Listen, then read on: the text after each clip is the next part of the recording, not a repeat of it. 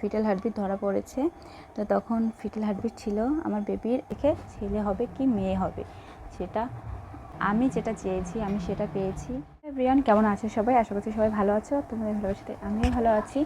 তো আজকের ভিডিওটা কী নিয়ে হচ্ছে সেটা তোমরা টাইটেল আর থাম্বনেল থেকে তো অলরেডি বুঝেই গেছো, যে যারা নতুন মা হতে চলেছো তো সবার মনের ভিতরে একটাই থাকে, ছেলে হবে কি মেয়ে হবে। তো সেগুলো এই রিপোর্ট দেখে বলাটা মানে ঠিক কি না, মানে ঠিক বলতে মানে সঠিক হয় কি না সেটাই আমি তোমাদের বলবো। তো আমার যেহেতু মেয়ে হয়েছে, তো আমার আজকে তোমাদের আমি হার্টবিটের কথা বলবো, যে এটা ফিটাল হার্টবিট রয়েছে। ফিটাল হার্টবিট কত থাকলে মেয়ে হয়, মানে আমি যখন কনসিভ করি তো তখন আমিও এরকম তোমাদের মতো এরকম ভিডিও দেখেছি, অনেক ভিডিও দেখেছি যেখানে এরকম ফিটাল হার্টবিট নিয়ে বলে অনেক কিছু।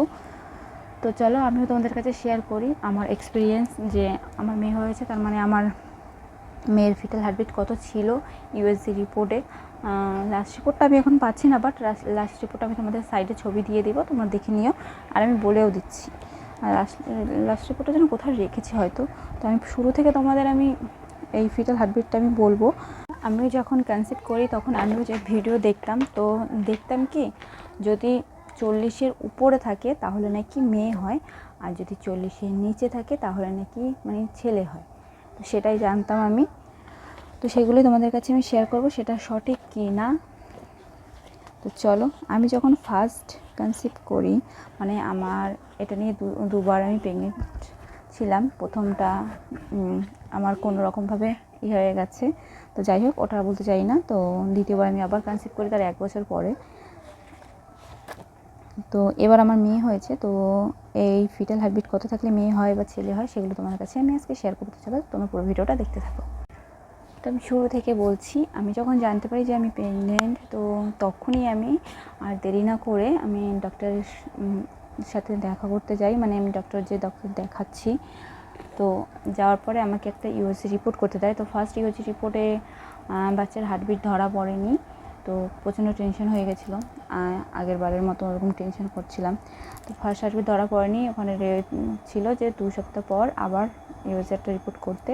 তো সেই রিপোর্টটা আমি যখন করেছি 2 সপ্তাহ পর, এই যে হচ্ছে সেই রিপোর্টটা। এই রিপোর্টে ফিটাল হার্টবিট ধরা পড়েছে। তো তখন ফিটাল হার্টবিট ছিল আমার বেবির 148। তো 148 ছিল ফিটাল হার্টবিট সবার প্রথমে। তো এটা কত সপ্তাহে বলবো আমি, এটা মানে 7 সপ্তাহ হয়তো ছিল, ধরো এখানে 7 সপ্তাহ 3 দিন। তো তখন ছিল 148 ফিটাল হার্টবিট, যখন প্রথম আমি ফিটাল হার্টবিট চেক করেছিলাম, আমার বেবি ইউএসজি রিপোর্ট করেছিলাম। তো তখন এটা হচ্ছে ফার্স্ট রিপোর্ট, ঠিক আছে। এবার তারপরে আমি দেখছি, তারপরে আমার ছিল 18 সপ্তাহে 4 দিনে একটা অ্যানিমাল স্ক্যান বলে, তো সেটা ছিল, যেটা বাচ্চার গ্রোথ কতটা হলো কি হলো না সেটা দেখে। তো তার জন্য আমি করেছিলাম। তো এটাই আমার বাচ্চার ফিটাল হার্ট, মানে আমার বেবির ফিটাল হার্টবিট ছিল 144 বিট পার মিনিট। 144 ছিল। আর আমার বেবির ওয়েট ছিল, ওয়েটটা এখন বলবো না আমি, 144 ছিল ফিটাল হার্টবিট। তো এটা হচ্ছে অ্যানিমাল স্ক্যানের 18 সপ্তাহ 3 দিনের। এখন বলো এটা বেবি ছেলে হয়েছে না মেয়ে হয়েছে, এটা কি করে বুঝবো বলো? এতে 40-এর উপরে থাকলে নাকি মেয়ে হয়, আর 40-এর নিচে থাকলে ছেলে। 40 না, সরি 50-এর। তো আমার তো প্রথম থেকেই দেখো ছেলের ছিল, তারপর মেয়ে হয়েছে, জানি না। তো যাই হোক, এটা ছিল অ্যানিমাল স্ক্যান। এতগুলো স্ক্যান মানে রিপোর্ট, এই রিপোর্টটার দাম নিয়েছে প্রায় আমার 2000 টাকা। তোমরা যদি জানতে চাও যে আমার সমস্ত নিয়ে কত খরচা হলো, তো কমেন্ট করো, আমি তোমাদের বলে দেবো। তাহলে তোমরা একটা ভালো বুঝতে পারবে যে এতগুলো ইউএসজি রিপোর্ট করতে ফাইনাল কত টাকা খরচা হয়েছে। দেন আমার ডক্টর দেখেছিলাম, যেহেতু আমি পার্সোনালি ডক্টর দেখিয়েছি, হসপিটালের ডক্টর দেখাইনি আমি, তো তার জন্য আমার আরও বেশি করে খরচা হয়েছে। তোমরা যদি জানতে চাও অবশ্যই কমেন্ট করো, আমি তোমাদের পরের ভিডিওতে দেখিয়ে দেবো। তো যাই হোক, এটা দ্বিতীয় নম্বর অ্যানিমাল স্ক্যানে আমার ছিল, যেটা বললাম 144 বি পার মিনিট ছিল। আর এটা হচ্ছে আর একটা, এটা হচ্ছে ইউএসজি রিপোর্ট। এটা হচ্ছে কালার ড্রপার, লাস্ট 9 মাসের যে কালার ড্রপারটা দেয়, তো সেটা আমি করিয়েছিলাম। সেটা হচ্ছে 36 সপ্তাহে করায়। 36 বা তুমি 37 38 সপ্তাহে করাতে পারো। তো আমি 35 সপ্তাহে 6 দিনে আমি এটা করিয়েছিলাম। তো তখন আমার বাচ্চার হার্টবিট ছিল 120। বলো 120 ছিল। এই আমার হার্টবিট এতটা কমে গেছিলো যে আমি প্রচণ্ড ভয় পেয়ে গেছিলাম। যে তারপর অনেক চেক করেছিলাম, ডাক্তারকে দেখিয়েছিলাম। তো বলেছিল 110 থেকে 160 পর্যন্ত একদম নর্মাল। তো তার জন্য একটু মনটা শান্ত ছিল। তো 120 ছিল পার মিনিট আমার বাচ্চার ফিটাল হার্টবিট। হ্যাঁ, আমার বেবি এটা ছিল 35 সপ্তাহ 6 দিনের। তো এই ছিল, এটা হচ্ছে আমার অ্যানিমাল স্ক্যানের, মানে অ্যানিমাল স্ক্যানের, তারপরে কালার ড্রপার, এমনি যেটা হার্টবিটটা চেক করে ইউএসজি রিপোর্টে, তো সেটা। আর আমার লাস্ট রিপোর্ট যখন আমি ডক্টরকে, যখন আমার বেবি হবে বলে মানে আমি হসপিটালে ভর্তি হই, তো তখন লাস্ট আমাকে আরেকটা কালার ড্রপার দিয়েছিল।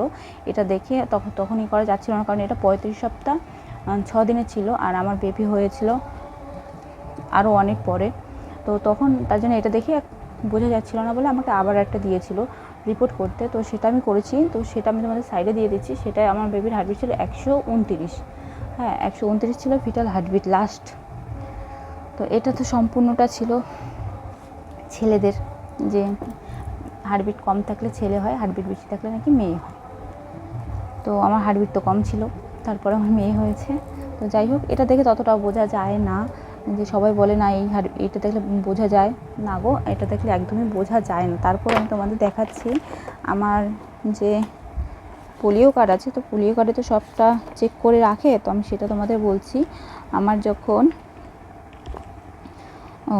বাচ্চার ফিটাল হার্টবিট চেক করেছিল, এখানে আমার আমার লাস্ট যখন 36 সপ্তাহে করেছিলাম, তখন 140 ছিল বাচ্চার ফিটাল হার্টবিট। বুঝেছো, লাস্টে এত কমে গেছে, মানে আমার 50-এর উপরে ওঠেইনি সেরকম। তারপর মেয়ে হয়েছে। তো এটা কিন্তু একদম বলা যায় না যে এই রিপোর্ট দেখে ছেলে হবে কি মেয়ে হবে। যাই হোক, তোমাদের আমি দেখিয়ে দিলাম আমার বেবির ফিটাল হার্টবিট কত ছিল, আর কত থাকলে মেয়ে হয় বা ছেলে হয় সেটা আমাদের হাতে নেই, সেটা সম্পূর্ণ ভগবানের হাতে। সেটা সুস্থ সবল বেবি দিক, সেটাই চাই সবার। তো ছেলে কি মেয়ে এটা নিয়ে কেউ করো না, যে রিপোর্ট দেখি তোমরা বুঝতে পারবে ছেলে হবে কি মেয়ে হবে, সেটার আশায় থাকা বৃথা, পরে আরও মন ভেঙে যাওয়ারই। বাট আমি যেটা চেয়েছি আমি সেটা পেয়েছি, আমি সেটাই অনেক খুশি। তো যাই হোক, চলো, তোমরা যদি আর কোনো রকম ভিডিও দেখতে চাও, বা এই যে মেয়ে হওয়ার যে সিমটমসগুলো, তো সেগুলো যদি তোমরা মেয়ে হওয়ার বা ছেলে হওয়ার যে সিমটমসগুলো তোমরা যদি জানতে চাও আমার কাছে, আমার মেয়ে হওয়ার কী কী সিমটমস ছিল, তো আমি কিন্তু প্রথমে আমি বুঝতে পেরেছিলাম হালকা হালকা করে যে আমার মেয়েই হবে। তো সিমটমসগুলো তোমরা যদি জানতে চাও অবশ্যই আমাকে বলো, আমি নেক্সট ভিডিওতে তোমার কাছে শেয়ার করে দেবো। এটা আমি বলতে পারি যে আমার যে সিমটমসগুলো ছিল, অবশ্যই মেয়ের সিমটমসই বেশি ছিল। তো তোমরা জানতে চাইলে বলো, আমি তোমাদের ভিডিও দিয়ে দেবো। তো চলো, আজকের ভিডিওটা এখানেই শেষ করছি। ফিরে আসবো নতুন আরও একটা ভিডিও নিয়ে আসতে। তুমি সবাই ভালো থেকো, সুস্থ থেকো, সবাইকে টাটা।